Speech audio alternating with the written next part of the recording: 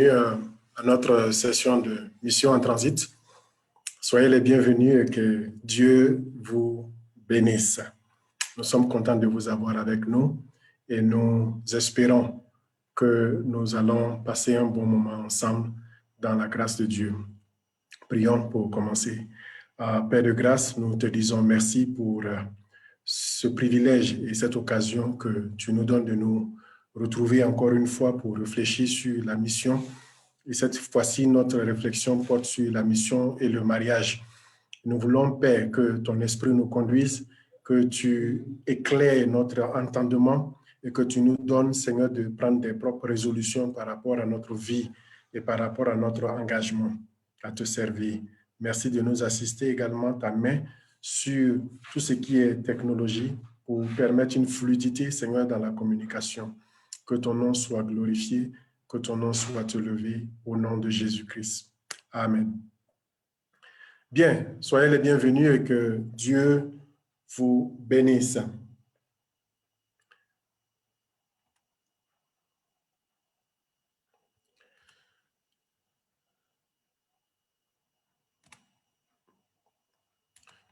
Nous commençons un instant.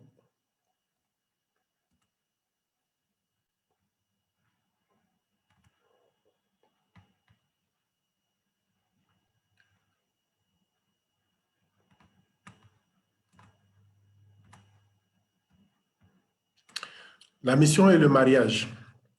De quoi s'agit-il et pourquoi parler de mission en même temps que le mariage? Pour ceux qui nous ont suivis les jours précédents, il y a 2 semaines ou 3 semaines de cela, nous avons échangé sur la mission, connaître sa mission, comprendre d'abord ce que c'est que la mission et ensuite comment découvrir sa mission et plus tard être en mesure de développer ce à quoi Dieu nous a appelés. Et nous rendons grâce au Seigneur de ce qu'il a permis encore une fois, suite à vos questions, à vos commentaires, de découvrir, de comprendre si ma mission et ma vie sur terre, comment est-ce que j'intègre le côté mariage, le côté vie de famille et vie de couple. Est-ce que ça ne pose pas de problème? Et je pense que c'est juste que nous puissions avoir une compréhension nette de la chose afin que les uns et les autres soient éclairés dans ce que nous avons. Pour ce qui est prévu aujourd'hui, nous avons 2 objectifs. Le premier objectif, c'est de parler de la mission et le mariage, en quoi et comment la mission est liée au mariage et arriver à comprendre que le mariage, en fait, le mariage est fondé sur la mission. Le mariage est fondé sur la mission. C'est parce qu'il y a mission qu'on parle de mariage aussi. Et donc, s'il n'y a pas de mission, on ne peut pas parler de mariage. Les deux sont intrinsèquement liés.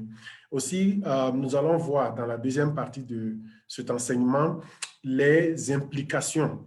Parce que si on comprend que les deux sont liés, le mariage et la mission sont liées, il y a nécessairement des implications sur la compréhension de comment nous vivons, par exemple, sur le choix de son partenaire ou de sa partenaire, comment cela nous affecte, également sur les enfants, comment nous comprenons les enfants dans la vie du couple, et troisièmement, sur le partage, sur les responsabilités des uns et des autres dans le couple.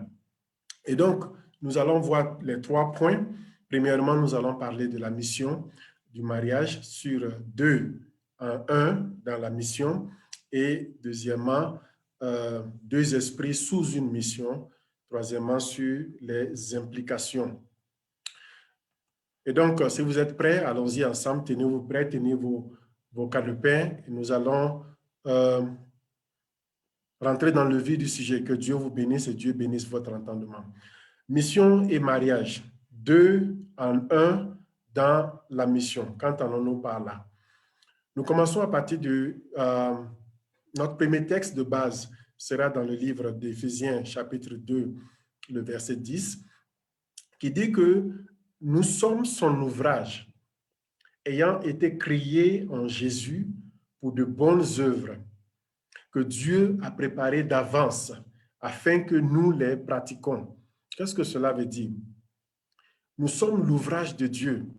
Et en anglais, la traduction, c'est « nous sommes une pièce d'œuvre », un objet d'art, quelque chose que Dieu a pris le soin de créer lui-même, de façonner lui-même, en qui Dieu prend plaisir, comme on l'a dit la dernière fois. Et nous avons été créés par la parole, qui est Jésus-Christ. Pourquoi? Dans quel objectif Dieu nous a créés? La Bible dit que Dieu nous a créés pour de bonnes œuvres. Donc, en venant sur cette terre, notre mission, c'est de produire de bonnes œuvres. C'est de servir Dieu et servir son prochain. C'est ce qui les deux composantes de la mission. Et une chose que nous devons comprendre, c'est que lorsque Dieu nous a créés, il nous a déjà façonné, tout était déjà, il nous a déjà empaqueté. Il nous a déjà empaqueté. Et à partir de là, nous sommes libérés sur la terre pour pouvoir entreprendre ces œuvres-là et que Dieu a préparé d'avance. Donc, la mission, comme on l'a expliqué, ce n'est pas quelque chose qui vient sur nous quand on est sur la terre ici. C'est quelque chose qui est déjà ancré en nous. C'est ce qui fait de nous un être unique, quelqu'un qui est différent des autres. C'est ce qui fait qu'il n'y a pas ton deux sur cette terre-là. Et donc, Dieu a déjà tout prévu en toi. Il a tout mis en toi déjà pour que toi, tu puisses découvrir et répondre à l'appel. Et c'est ce qu'on appelle l'appel lorsque tu reçois Jésus-Christ dans ta vie comme Seigneur et Sauveur. En ce moment-là, tu te disposes à pouvoir entrer dans l'exécution de ta mission. Et c'est ce que nous appelons l'appel. Et là, tu exécutes ta mission. Et en exécutant ta mission, sache qu'un jour, tu vas rendre compte de cette mission lorsque tu vas quitter cette terre. Et le jugement, le concept du jugement, c'est plutôt évaluer le travail que tu as fait par rapport à ta mission. Ce n'est pas une responsabilité ecclésiastique, ce n'est pas nécessairement un ministère que tu as, mais c'est ta mission. Ta mission peut ne pas être un ministère. Tu n'as pas nécessairement besoin d'être dans un ministère ou dans une église pour exécuter ta mission. Et la mission n'est pas nécessairement liée à cela. Et donc, nous sommes son ouvrage. Gardez ce verset en tête parce que c'est ce qui va nous conduire en fait dans tout ce que nous sommes en train de faire. Nous sommes son ouvrage ayant été créé en Jésus-Christ pour de bonnes œuvres que Dieu a préparées d'avance afin que nous les pratiquions. Et donc, dans cette partie, nous allons voir, pour comprendre le mariage, comprenons d'abord Dieu et sa création, d'où tout est parti, comment ça a commencé, Dieu et sa création. Et en cela, nous avons les 3 points, les 3 aspects. D'abord, la position de l'homme par rapport à la création, dans tout ce que Dieu a créé et dans tous les royaumes qui existent, les royaumes naturels et supernaturels. Quelle est la position de l'homme? Deuxièmement, l'homme et la femme, en tant qu'être humain, en tant qu'une espèce que Dieu a mise sur la terre, quelle est leur responsabilité? Et après, voir la position de M. Adam et Ève. Et donc, concernant la position, lorsque nous lisons tout le livre de Genèse chapitre 1 et chapitre 2, nous comprenons que Dieu a positionné l'homme au-dessus du règne animal. La Bible dit que Dieu a fait l'homme à son image et il lui a donné de dominer sur les animaux qui se trouvent dans les airs, les animaux qui se trouvent sur la terre et les animaux qui se trouvent dans les eaux qui sont plus bas que la terre. Donc, sur le règne animal, il y a plusieurs types de règnes, il y a plusieurs royaumes qui existent. Il y a le royaume de Dieu, il y a le royaume du diable, le règne démoniaque, il y a le règne atmosphérique, il y a le règne animal, etc., etc. Il y a plusieurs types de règnes. Et la position de l'homme est au-dessus du règne animal. Et si nous prenons Psaume chapitre 8, le verset 2 et le verset 5, nous comprenons que l'homme, la position de l'homme par rapport au règne de Dieu, par rapport au royaume de Dieu, l'homme vient immédiatement après le royaume de Dieu. Et en dessous de l'homme, l'homme n'est pas au même titre que le royaume angélique, par exemple, le royaume des anges, non. Parce que les anges n'ont pas été créés à l'image de Dieu. Les anges sont au service de Dieu, mais les anges n'ont pas été créés à l'image de Dieu. L'homme a été créé à l'image de Dieu. L'homme possède une partie de Dieu en lui. L'homme est sorti de l'esprit de Dieu et l'homme est esprit. Et Dieu les a bénis. Et lorsque Dieu les a bénis, l'homme et la femme, il leur a dit, soyez féconds, multipliez, remplissez la terre et assujettissez-la. multiplier. Et donc, nous voyons une instruction ici d'assujettir. Dieu a donné la terre qu'il a créée, la terre et les cieux qu'il a créés à l'homme. La Bible dit qu'il a donné cela à l'homme. Et l'homme est devenu le maître. L'homme est devenu le Dieu de cette terre. Dieu n'interfère plus. Dieu n'intervient plus. Dieu ne vient pas s'interposer dans les affaires de l'homme qui doit gérer la terre. Et Dieu les a bénis. Dans cette bénédiction, il y a deux choses. Il y a la responsabilité qu'ils ont vis-à-vis de cette terre-là, mais il y a aussi la responsabilité de la survie de l'espèce humaine, à savoir la reproduction. Parce que Dieu ne va pas s'asseoir pour créer encore un Adam, deux Adam, prendre son temps pour créer un être après un être, un être après un être. Non. Dieu a fait son plan. Et dans son plan, il a pris un homme qu'il a créé. Et de cet homme-là, il a fait sortir un autre être pour perpétuer les générations et la descendance de l'homme pour que l'homme puisse continuer de gérer cette terre-là. Donc, la survie de l'espèce humaine sur la terre, ça c'est un. Et deuxièmement, la gestion commune de la mission de l'homme qui est de dominer sur la terre. Troisièmement, monsieur Adam et Ève. La Bible dit que quand Dieu a créé Adam, le ciel et la terre, il a créé l'homme, il a encore pris une place qui est appelée un jardin. Donc, le jardin d'Éden, c'est un lieu. C'est un lieu, c'est un endroit où Dieu a placé l'homme dans le jardin d'Éden dans un but spécifique pour cultiver et pour garder ce jardin. Pour cultiver et pour garder. C'est très spécifique comme responsabilité. En ce moment-là, c'est monsieur Adam dans son unique, dans son individualité. Mais lorsqu'il s'agit de l'homme, de la position, il s'agit de l'humain, de l'homme en tant qu'être humain. Mais lorsqu'il s'agit du jardin d'Éden, il s'agit de la responsabilité d'Adam et Ève. Et sa mission en tant qu'Adam, en tant que monsieur Adam, c'était de cultiver et garder le jardin. Et qu'est-ce qui s'est passé? Après cela, l'homme a commencé à régner sur la terre. La Bible dit que Dieu a fait venir les animaux et l'homme a donné des noms à ces animaux-là. Donc, en donnant les noms, Dieu était à côté, Dieu a suivi tout, il a suivi l'homme en train de donner les noms. Et vous savez ce que représente cet acte-là de donner un nom, d'attribuer un nom à quelque chose. Cela définit la possession que nous avons de cette chose-là, l'appropriation. Je m'approprie, je fais de cela mienne parce que tout simplement, je suis en droit de le faire. C'est comme un homme qui donne un nom à son enfant parce qu'il est le père, parce que cela lui appartient. Et c'est comme ça l'homme a commencé à gérer. Il a commencé à dominer, à régner sur la terre en donnant des noms. Et pendant qu'il le faisait, Dieu a vu que l'homme était seul. Il a dit, il n'est pas bon que l'homme soit seul, je lui ferai une aide semblable. Je lui ferai une aide semblable. Et même dans le règne animal qui était là, Dieu n'a pas trouvé, ou l'homme n'a pas trouvé un autre être qui lui soit semblable.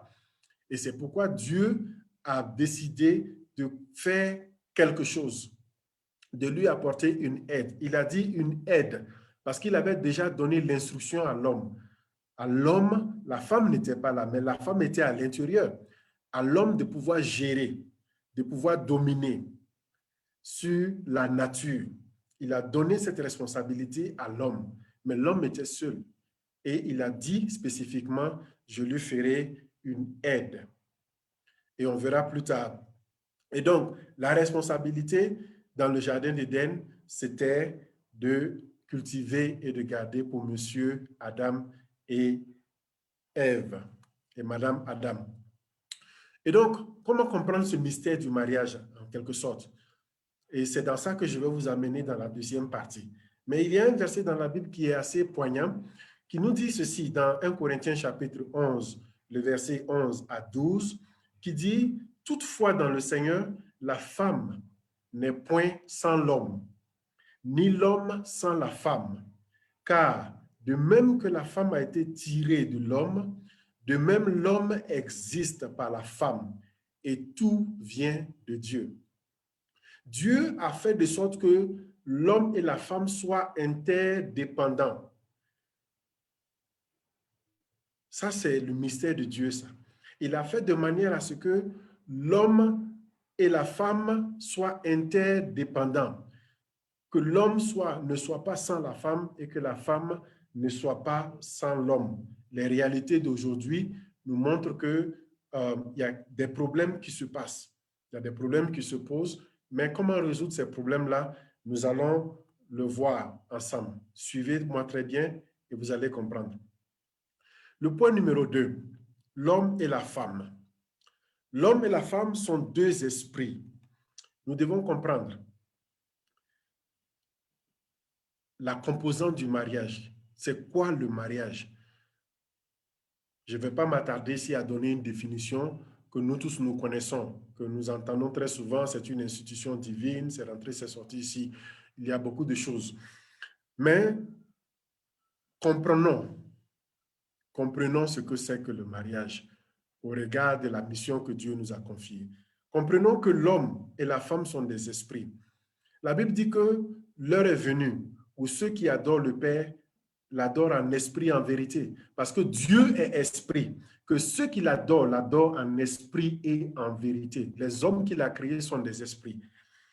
Et il s'attend à ce que ces hommes-là puissent l'adorer en esprit. Parce que l'adoration est un acte spirituel. Ce n'est pas un acte physique, c'est un acte spirituel, mais que les hommes sur la terre utilisent des moyens physiques, des moyens matériels pour pouvoir matérialiser ce que c'est que l'adoration. Mais l'adoration est un acte spirituel. Donc, comprenons que l'homme et la femme qui sont créés à l'image, l'image, ça veut dire l'idée, ça vient de idée, imagé, qui veut dire idée. Et l'idée fait référence à l'esprit, tout simplement. L'homme est sorti de l'esprit de Dieu. Dieu a créé l'homme d'abord dans son esprit avant de le matérialiser. L'homme est sorti de son esprit. Et lorsqu'il a vu, il a fait venir la femme. C'est là que la mission commence, parce qu'il a donné l'autorité à l'homme, et l'homme a commencé à régner, et Dieu a trouvé que l'homme avait besoin d'une aide. Et il a dit que la femme est une aide. Le nom que Dieu a utilisé, le terme que Dieu a utilisé, c'est très important. Dieu a utilisé le mot aide. Aujourd'hui, nous voyons cela, nous interprétons ce mot-là dans un sens assez négatif et, qui va souvent à l'encontre des femmes pour dire que tu es mon aide. Donc, tu es comme un aide, tu es comme une femme de ménage, tu es ceci, etc. Non, ce n'est pas dans ce sens-là. Le mot aide a été utilisé plus de 28 fois dans la Bible. Et lorsque c'est attribué à Dieu, Dieu s'attribue de celui-là qui aide son peuple. C'est le même terme qui est utilisé. Donc, on ne peut pas rabaisser la femme à ce point-là. Comprenons que Dieu aide et c'est le même terme qui est utilisé. Je lui ferai une aide. Je lui ferai quelqu'un qui va compléter. Mais l'homme a utilisé un autre terme quand il a vu la femme. La Bible dit que quand Adam s'est réveillé de son sommeil, Dieu l'a fait venir et l'homme s'est exclamé. Il a dit, voici enfin celle qui est os de mes os et chair de ma chair. Est-ce que vous vous êtes une fois posé la question, comment Adam a su que la femme est sortie de lui?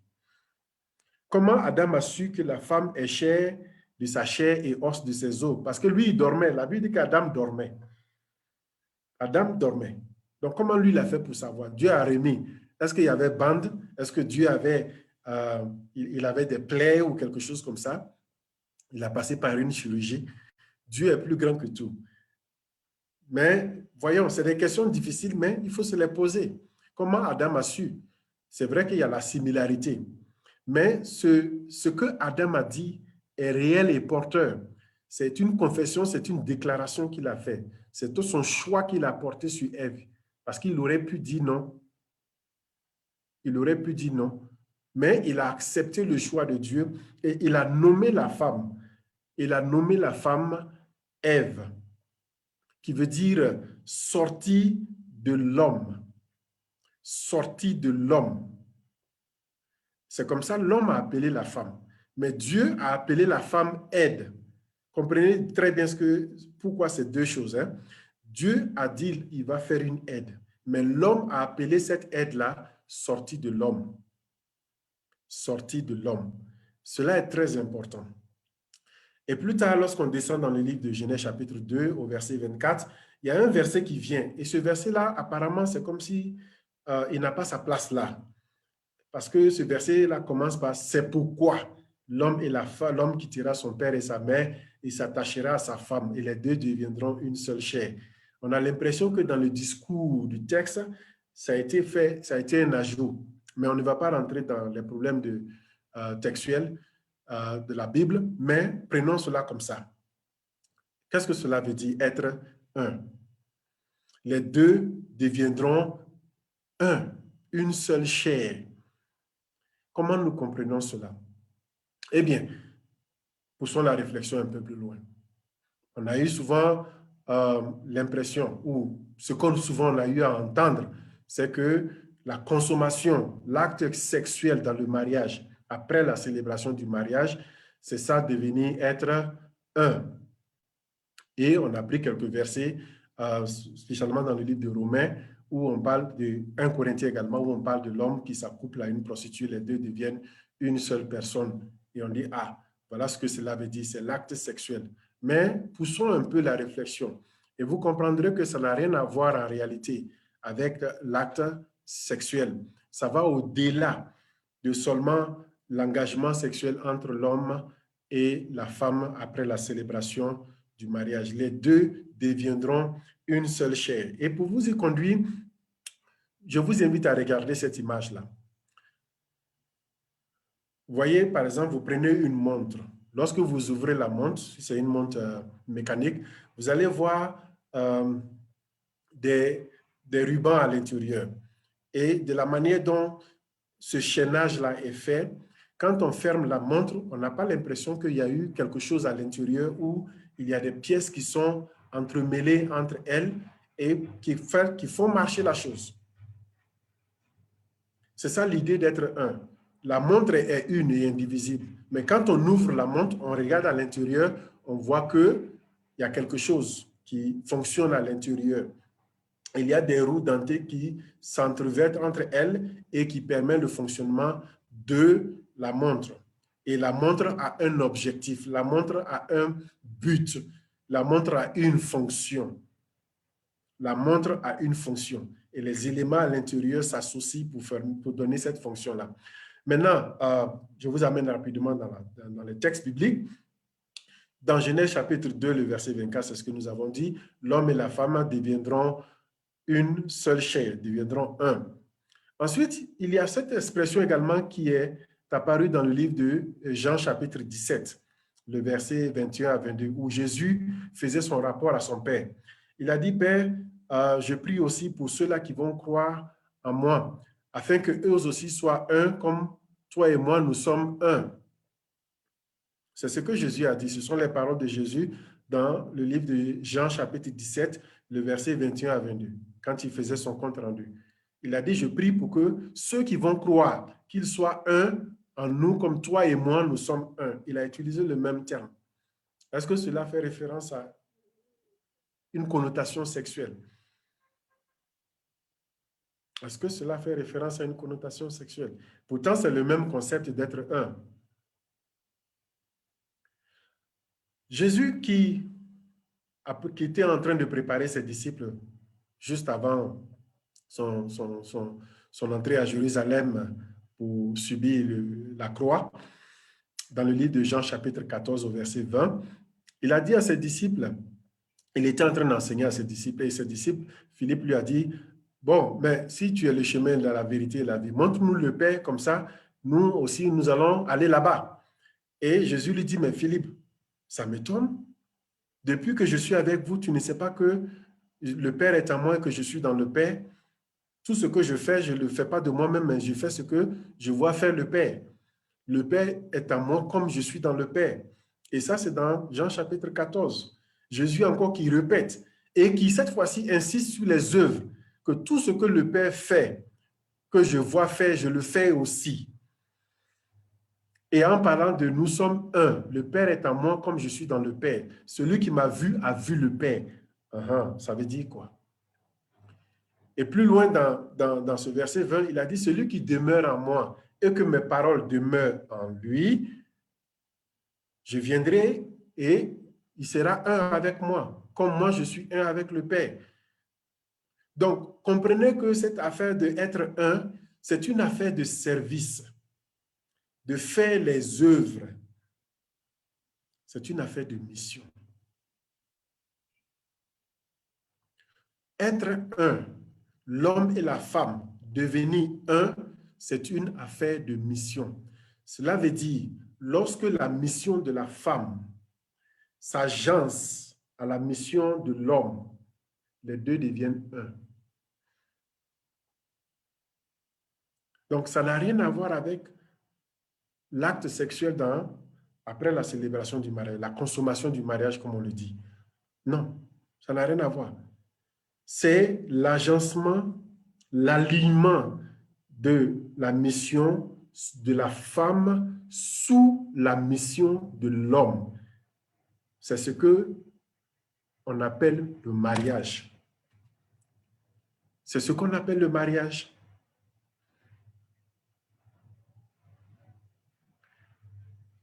C'est ce qu'on appelle le mariage. C'est lorsque la femme soumet sa mission sous la mission de l'homme et les deux s'enjancent pour pouvoir achever la mission de l'homme. C'est ce qu'on appelle le mariage et c'est ce qu'on appelle devenir un. Je sais qu'en ce moment, ça pousse à la réflexion, il y a beaucoup de questions. Ah, mais si c'est comme ça, et la célébration alors, et ceci et cela. Nous allons aborder ces aspects-là pour mieux éclairer. Quelles pourraient être les implications si la mission, si le mariage fait partie intégrante de la mission, lorsque l'homme et la femme deviennent un, agencent leur mission, où la femme est une aide pour l'homme dans l'accomplissement de sa mission. Quelles sont les implications alors? Nous avons choisi 3 types d'implications. Premièrement, le choix. Le choix de son partenaire, de sa future conjointe. Comment s'opère le choix alors? Ensuite, la question des enfants.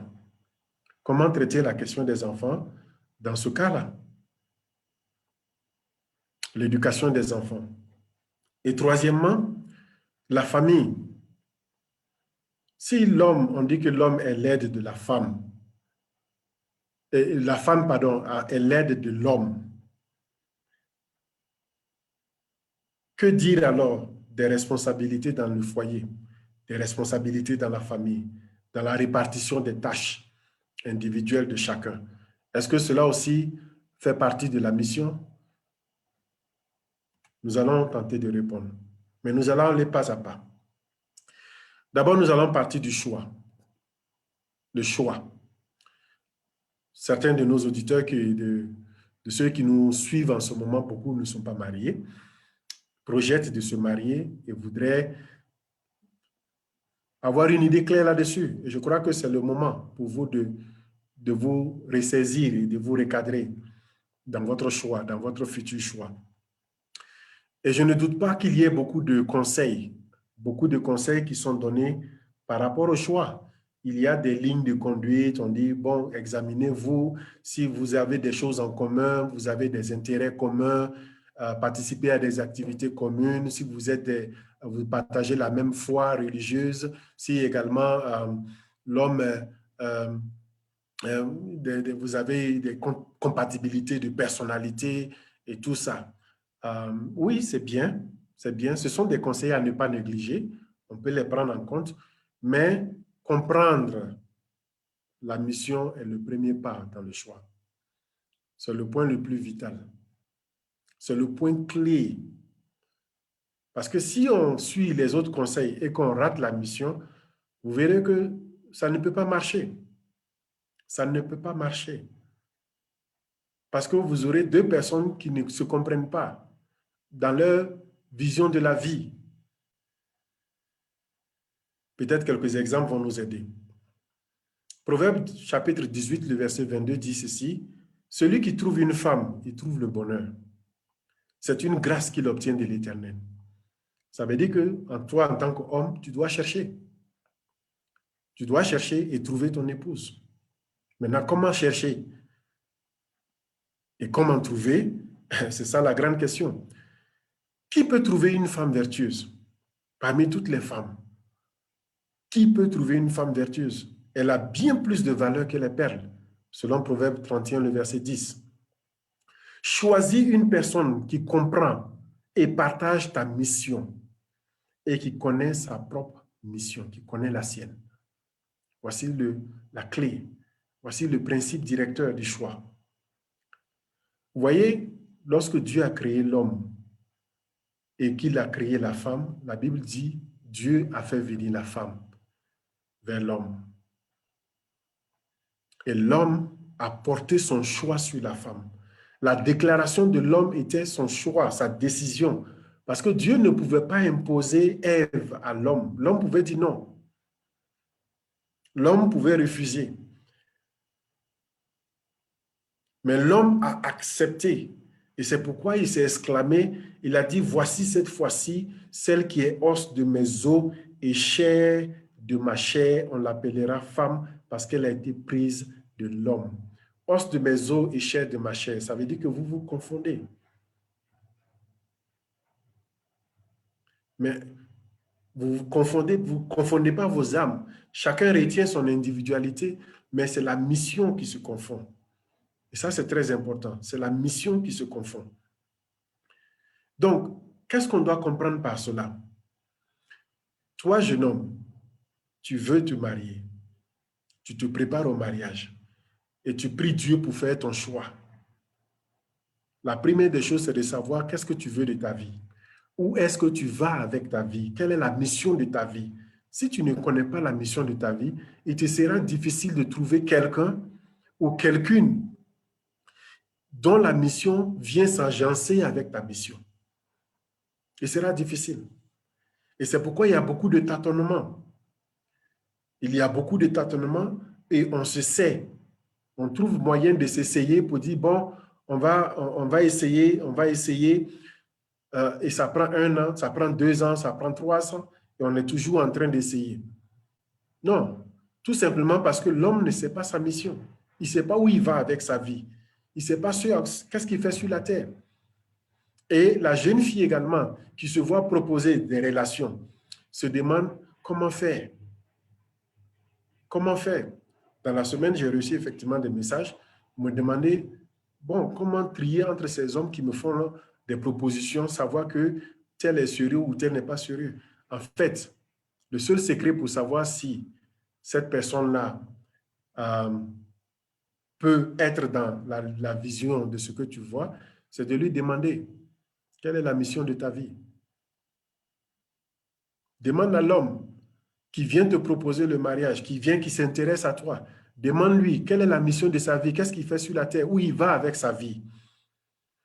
Et toi, tu verras aussi, si tu connais ta mission, tu verras que si cette mission-là peut aller ensemble. En fait, c'est ça. Ça n'a rien à voir avec les autres détails. La première des choses, c'est la mission. Chacun a une mission. La femme a une mission. La femme a une mission. Mais sa mission, c'est d'aider. C'est une aide. Sa mission vient toujours en complément. Mais la femme n'est pas sans l'homme. C'est ce que la Bible dit. Et l'homme n'est pas sans la femme. Ça veut dire quoi? Il doit avoir un agencement. Et la mission de la femme, lorsque la femme vient, sa mission à elle, ses ambitions, sa vision de la vie va s'agencer avec celle de son mari. Sinon, il aura des problèmes. Et ces problèmes-là seront des problèmes de carrière professionnelle, par exemple. L'homme qui sent que sa vie doit être une vie privée, une vie discrète, alors que la femme, elle a besoin d'un public, elle a besoin d'une autre trajectoire dans sa vie. Et cela pose des problèmes dans la vie du couple, tout simplement parce que la mission de l'homme va en contradiction. Si la femme, sa mission, par exemple, c'est d'aider, par exemple, les enfants qui ont des déficiences, par exemple, bon, l'homme, sa mission peut-être c'est autre chose. Et il va accepter durement, il va accepter difficilement que sa femme puisse passer du temps, puisse se passionner à de telles choses, alors que lui, ce n'est pas ça dans son programme. Et cela crée des frustrations, cela crée des tensions. Et c'est pourquoi il faut connaître sa mission. Homme, si tu viens, tu proposes à la jeune fille, il faut lui expliquer là où ta vie s'en va. Il faut lui dire ta mission. Quelle est la mission de ta vie? Et si vous nous prenez en cours pour cette émission pour la première fois, j'ai déjà fait 3 vidéos, il y a 3 semaines de cela, sur comment comprendre, découvrir et développer sa mission. Donc, vous repartez, vous reprenez ces vidéos et vous allez découvrir votre mission sur la terre, ce pourquoi Dieu vous êtes sur la terre ici. Et pour la jeune fille également. Et à partir de là, on peut agencer les autres. Parce que cela crée des problèmes aussi de ce que les gens appellent la compatibilité, qu'on n'est pas compatible. On n'est pas compatible. Compatible sur quoi? Si c'est problème de compatibilité, ce n'est pas un problème psychologique, c'est un problème de mission. Si votre mission n'est pas compatible, bon, il n'y a pas lieu de forcer la relation.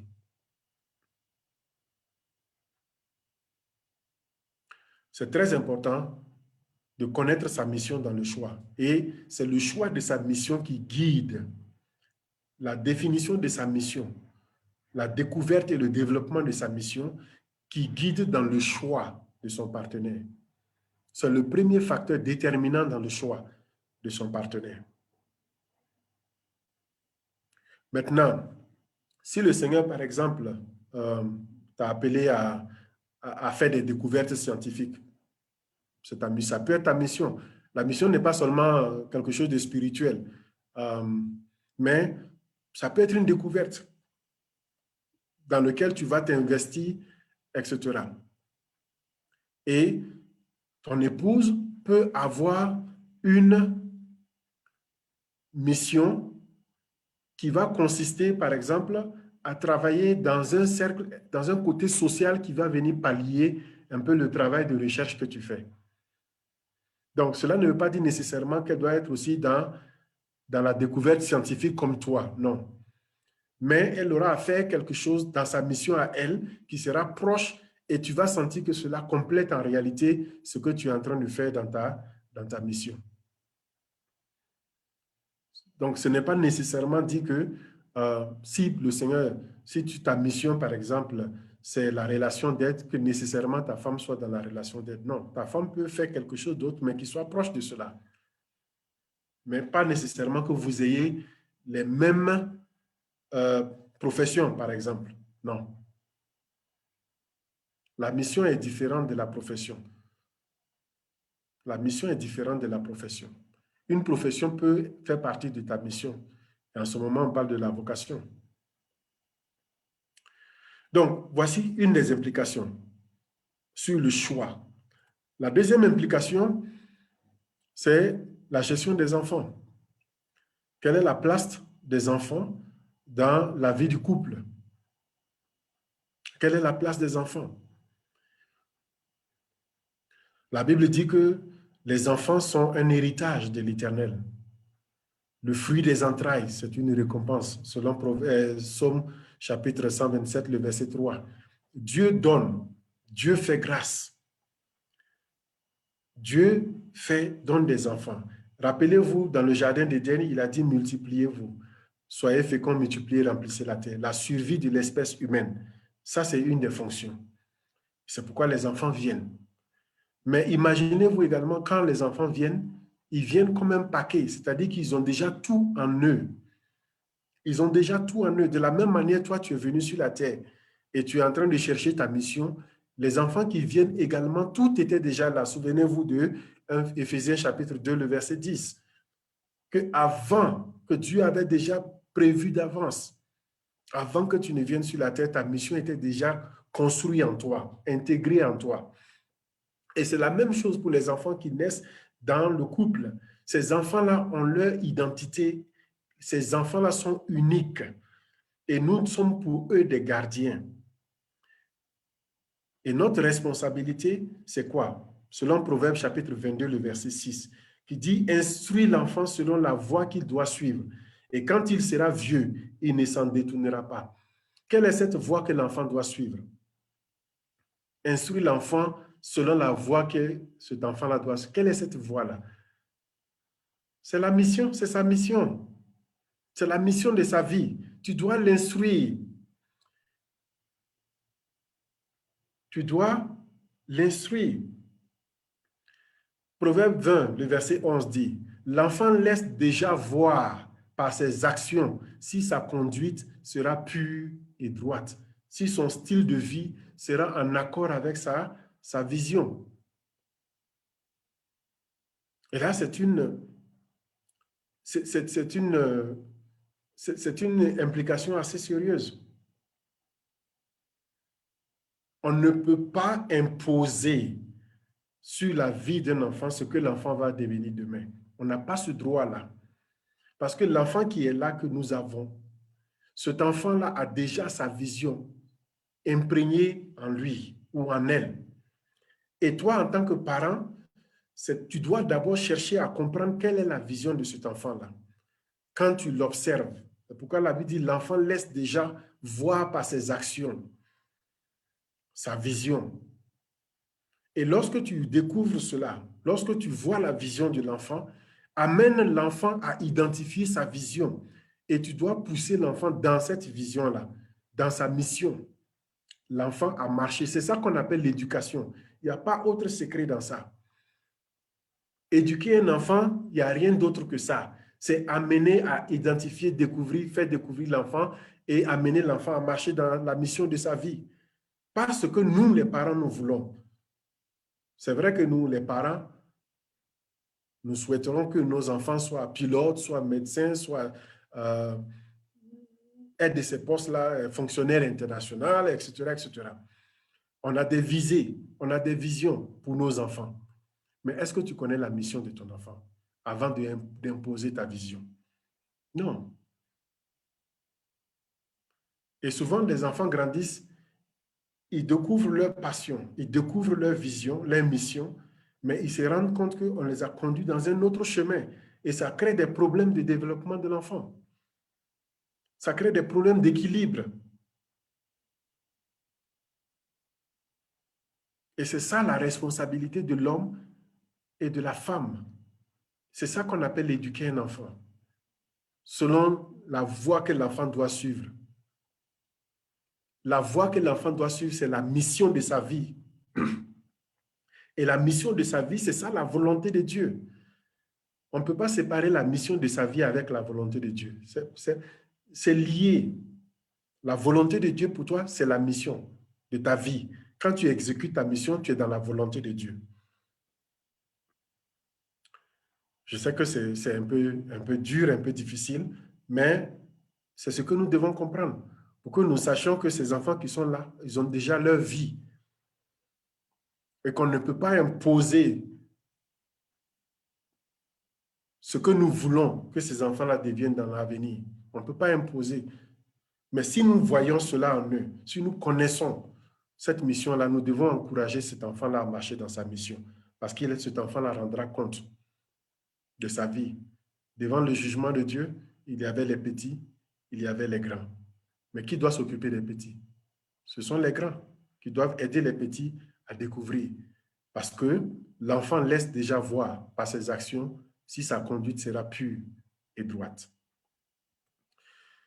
Troisième implication, pour terminer. La troisième implication, c'est la famille, la maison. Moi et ma maison, nous servirons l'Éternel. OK? L'apôtre Paul pouvait dire à Timothée, il faut que la personne qui veut se charger, qui veut être un ancien ou un évêque ou une responsabilité religieuse, qu'il dirige bien sa propre maison et qu'il tienne ses enfants dans la soumission et dans une parfaite honnêteté. Car si quelqu'un ne sait pas diriger sa propre maison, comment prendra-t-il soin de l'Église de Dieu? L'homme est appelé à diriger sa maison. Et ça, on va le comprendre tout à l'heure. Il y a deux choses à comprendre ici. L'implication de la mission dans la vie du couple, dans la vie de la famille. Il s'agit de la responsabilité entre l'homme et la femme. La relation d'abord entre l'homme et la femme.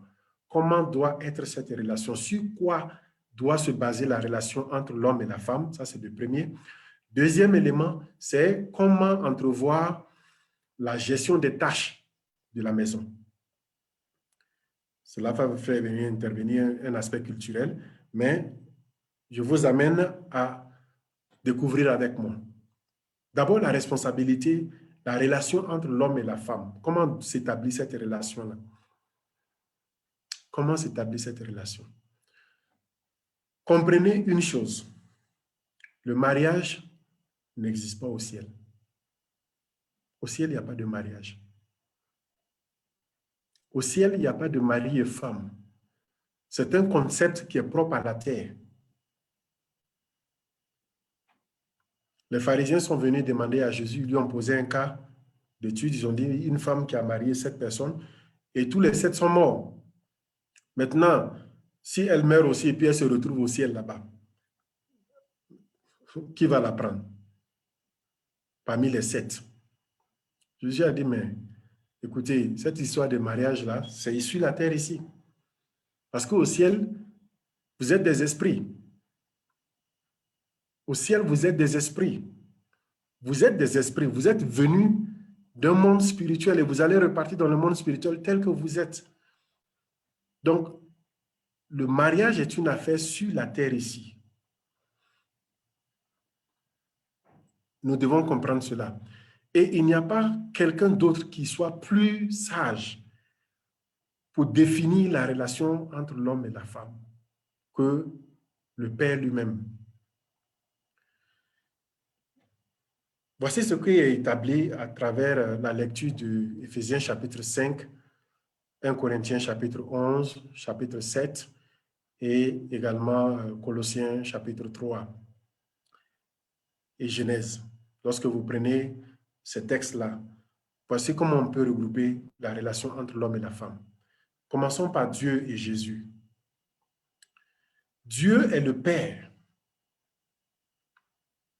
Par rapport à Jésus, Dieu est le Père. Il est appelé le Père des esprits. Dieu a tant aimé le monde qu'il a donné son Fils. En tant que quoi? Le Père qui donne son Fils. Et Jésus est le Fils de Dieu. Il est sorti de Dieu. Et ce Fils-là est appelé la parole de Dieu. Dieu est invisible. Il est esprit, il est invisible. Mais Jésus est la partie visible. Il est le corps de Dieu. C'est pourquoi Jésus a dit dans Jean 14, le verset 7, 8, 9, par là, il a dit à Philippe, mais tu veux voir Dieu, tu veux aller chez le Père, mais si tu m'as vu, tu as déjà vu le Père. Parce que je suis dans le Père et le Père est en moi. Personne ne peut voir Dieu et vivre. C'est ce que la Bible dit. Mais on peut voir Jésus et vivre. Alors que Jésus, c'est la manifestation visible de Dieu. Et ça, c'est très important. Jésus est la manifestation visible de Dieu. Donc, si tu veux aller chez Dieu, il faut forcément voir Jésus. Parce que c'est lui qui est la manifestation visible de Dieu. Ensuite, Jésus par rapport à l'Église. C'est un mystère. On a appelé ça le mystère. Le mystère du mariage, le mystère de l'Évangile. Quel est ce mystère-là? Ce mystère-là a été voilé. Ça a été présenté sous la forme d'une relation entre l'homme et la femme, qui est en fait le guide, le vrai guide de la relation entre l'homme et la femme. Et ce guide-là a servi pour expliquer comment on doit comprendre la relation entre Jésus et l'Église. Donc, ce n'est pas seulement une image, mais c'est la réalité de ce que doit être la relation entre l'homme et la femme. Premièrement, Jésus est la tête de l'Église. C'est ce qu'on nous dit. Il est la tête, il est le chef, il est le leader de l'Église. Et l'Église est le corps de Christ. Donc, imaginez-vous une personne, la tête et le corps. La tête et le corps. Il est la tête et l'Église est le corps. C'est pourquoi ils sont un. Jésus est le mari. Il est considéré comme le mari et la femme est considérée comme, l'Église est considérée comme l'épouse. Voici l'époux qui vient, préparez-vous. Ensuite, il est le sauveur. Il est le sauveur de l'Église. Et l'Église reçoit le salut par Jésus-Christ. L'Église reçoit tout. Jésus a dit, je vais construire mon Église, je vais bâtir mon Église. Et les portes du séjour de l'enfer ne prévaudront pas contre elle. Donc, Jésus donne sa vie pour son Église. Il sanctifie et purifie par la parole. Il nourrit et prend soin. C'est ce que Éphésiens nous dit. Lisez très bien. Chapitre 5, le verset 21 à 25. Il donne sa vie pour son Église. Il sanctifie et purifie l'Église par la parole. Jean 17. Et ensuite, il nourrit et prend soin de son Église. Et c'est le même principe qui doit guider la relation entre l'homme et la femme. Sinon, il y a problème. Le mari, l'homme est appelé le mari et la femme est appelée aide. Les deux ont une mission, mais les missions doivent s'enchevêtrer pour exécuter la mission de la tête. Parce que c'est la tête qui établit la direction, c'est la tête qui donne la vision, basée sur la mission. Dès que je connais ma mission, j'établis ma vision maintenant. Et la femme se soumet. Donc, le mari en tant que tête, c'est lui qui est le prêtre de la maison, c'est lui qui est le maître de la maison. Il est le pasteur de la maison, il est le prêtre de la maison, etc. Et la femme soumet sa mission à la mission de l'homme. C'est ça la soumission. La soumission ne fait pas référence aux tâches habituelles, aux travaux ménagers, pour dire que c'est ça, elle est soumise. Non, ça n'a rien à voir. Ça n'a rien à voir. Est-ce que c'est comme ça l'Église est? Est-ce que l'Église doit s'occuper des tâches ménagères? Non. L'homme doit sanctifier et purifier sa femme par la parole de Dieu. Il doit nourrir et prendre soin afin de présenter sa femme sans tache ni ride ni rien de semblable, glorieuse. Et c'est pourquoi la Bible dit que la femme est la gloire de l'homme, de même que l'Église est la gloire de Jésus. Et Jésus-Christ est la gloire de Dieu. Et la femme, dans une attitude de respect, elle doit respect à l'homme et l'homme doit amour à la femme. Et la femme est la gloire de l'homme, c'est-à-dire que la femme est la face visible de l'homme. Aimez votre femme. Si tu ne prends pas soin de ta femme, aimez votre femme comme vous-même. Ça veut dire quoi? De la manière dont ta femme est, la manière dont tu traites sa femme, cela révèle qui tu es en réalité. La femme, ta femme est la partie visible de qui tu es. Et cela est très important. Et c'est ça qui établit la relation entre l'homme et la femme. Il n'y a pas autre chose. Et lorsqu'on comprend cela, on sait exactement dans quelle situation nous nous trouvons. Dans la relation entre Jésus et l'Église, c'est exactement la relation entre l'homme et la femme. C'est la même relation. Maintenant, le deuxième point sur la division des tâches, des responsabilités, la gestion de la famille, est-ce que cela s'applique? Ça s'applique à un niveau supérieur. Mais est-ce que cela s'applique à la gestion de la famille? Quelquefois, souvent on dit, bon, on entend souvent, l'homme ne doit pas rentrer dans la cuisine. Chez nous, ça ne se fait pas. Ou bien, la femme ne doit pas travailler, elle doit rester à la maison. Chez nous, ça ne se fait pas. Bon, lorsqu'on vient avec des chez nous, ça ne se fait pas. Chez nous, dans ma culture, il y a un problème qui est là aussi. La culture établit des normes pour la société dans laquelle nous vivons. Parce que nous vivons en société. Nous avons notre culture. Et lorsque nous nous marions, nous venons avec ce background-là parce que c'est ce que nous avons vu faire de nos parents. Mais à partir du moment où tu connais ton identité, que tu es en Christ et tu es une nouvelle créature, ça veut dire que tu es soumis à une nouvelle culture, la culture du royaume de Dieu. Le royaume de Dieu aussi a sa culture. Et cette culture-là surpasse ta propre culture. Ça veut dire que ta culture, celle avec laquelle tu viens, doit aussi être convertie. Pour que tu comprennes que dans le foyer, dans la vie du couple, quand il s'agit de la répartition des tâches quotidiennes, la cuisine, l'entretien des enfants, l'entretien de, etc., il s'agit tout simplement d'un accord entre l'homme et la femme. C'est l'homme et la femme qui décident de qui va faire quoi dans la cuisine, dans la maison. Cela n'a rien à voir avec la culture. Il s'agit des deux qui s'entendent simplement. Parce qu'on est là pour atteindre un objectif, une mission. Donc, ne confondons pas quelquefois, on utilise des versets bibliques quand on voit que tel aspect de la culture nous arrange dans notre relation avec notre conjoint. On dit, le Seigneur a dit, il faut te soumettre.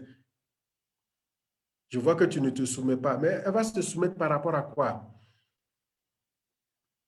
Ce n'est pas par rapport aux travaux ménagers qu'elle doit se soumettre, non.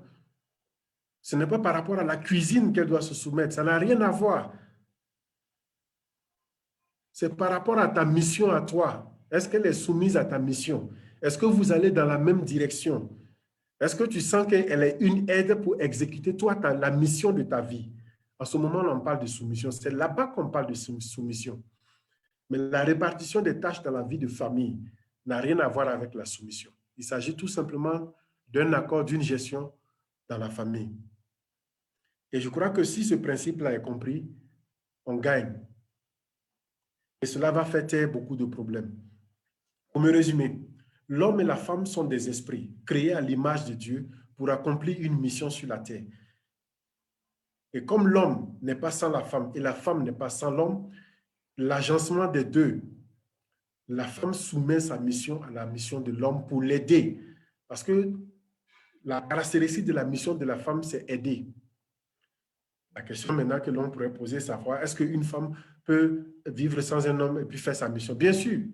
Mais toujours est-il que pour valider sa mission, un homme sera quelque part obligé de valider sa mission, même si elle n'est pas mariée à cet homme-là. Même si elle est célibataire, elle sert Dieu dans sa mission. Mais elle est dépendante de l'homme dans l'exécution de sa mission. Et c'est la même chose pour l'homme. Maintenant, et les enfants. Cela résout le problème. Si on comprend que les enfants viennent, nous sommes des gardiens pour les enfants pour leur faire découvrir leur mission et les encourager. S'il n'y a pas d'enfants,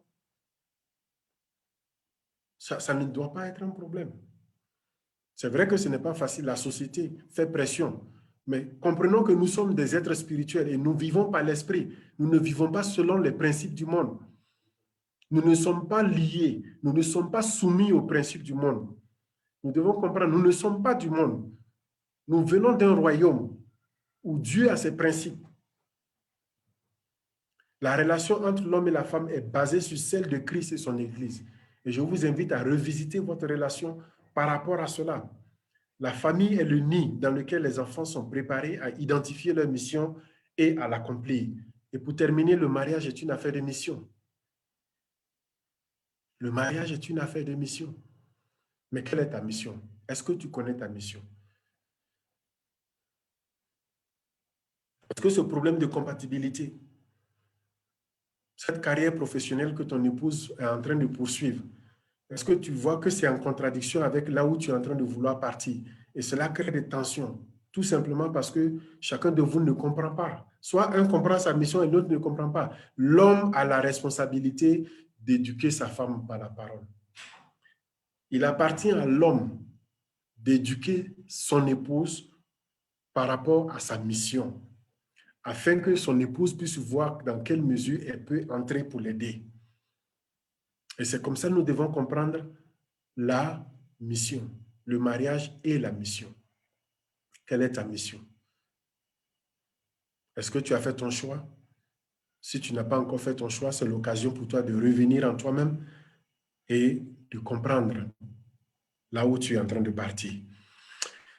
Je sais que cette présentation va susciter beaucoup de débats, beaucoup de questions. Peut-être que notre prochaine rencontre, nous allons parler un peu de ça. Ça sera questions et réponses si vous le voulez bien. Mais je reste à votre disposition pour vos questions, vos commentaires. Merci également de nous suivre. Et dans la mesure du possible, nous ferons ces émissions-là presque chaque 3 semaines. Donc, dans 3 semaines, nous nous donnons rendez-vous pour un autre sujet. Que le Seigneur vous bénisse. Nous prions que la grâce de Dieu vous soit suffisante et que ce que vous avez entendu vous fasse du bien dans votre vie et également dans votre vie de couple. Que le Seigneur vous bénisse. Merci.